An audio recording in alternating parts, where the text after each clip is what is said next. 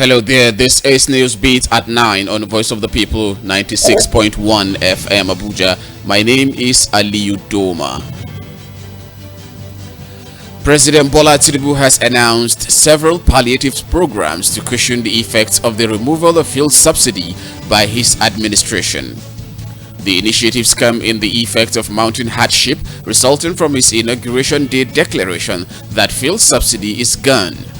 The president told Nigerians in a sober national broadcast that relief had come for farmers, small business owners and manufacturers amongst others.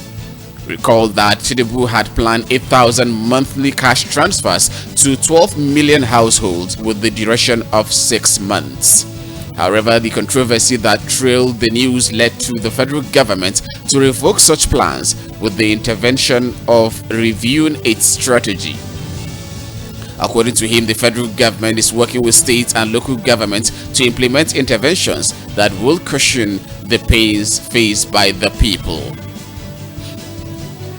The Senate has directed the President of the Senate, Senator Godswill Akpabio, and the entire leadership of the upper chamber to interface between the Nigeria Labour Congress (NLC) and the federal government to avert the planned strike of organized labor. This came as President of the Senate, Senator Godswill Akpabio, said their earnings at the National Assembly was not enough to take care of themselves. He also called on state governors and local government administrators to look into the palliative measures as a way of cushioning the effects of the subsidy removal on the people at the grassroots. Resolution of the Senate was sequel to a motion titled Urgent Need to Avert the Intended Strike of Nigeria Labour Congress, sponsored by Senator Kawu Suleiman Abdurrahman of Kano South. The National Security Advisor Malam Nuhu Ribadu had a meeting with governors from the 5 southeast states in Abuja behind closed doors. Although the agenda of the closed-door meeting was not made known, there are speculations that it might not be unconnected to the worsening security situation in Anambra, Enugu, Abia, Imo, and Ebonyi states.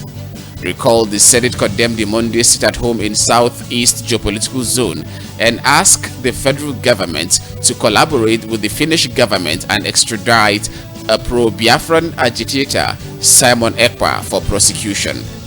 The upper chamber resolved to invite the Minister of Foreign Affairs when appointed and relevant stakeholders to carry out thorough investigation as well as bring other sponsors of the act to book. And in the foreign scene, China has replaced 2 leaders of an elite unit managing its nuclear arsenal, triggering speculation of a purge. General Li Yuchao, who headed the People's Liberation Army's Rocket Force unit, and his deputy had disappeared for months. Former Deputy Navy Chief Wang Hobin and Party Central Committee member Zhu Zicheng were named as replacements. This is the biggest unplanned shakeup in Beijing's military leadership in almost a decade. The latest purge is significant as China is undertaking one of the most profound changes in nuclear strategy in decades. For coverage of your live events and brand news mentions on our news bulletins, do send a mail to abujanews@voiceofthepeople.ng.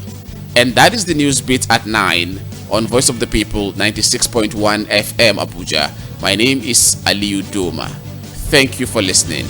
Up next will be Sport Beats with the finest uncle talking sports in the Federal Capital Territory and beyond. Good morning and do have a lovely day ahead.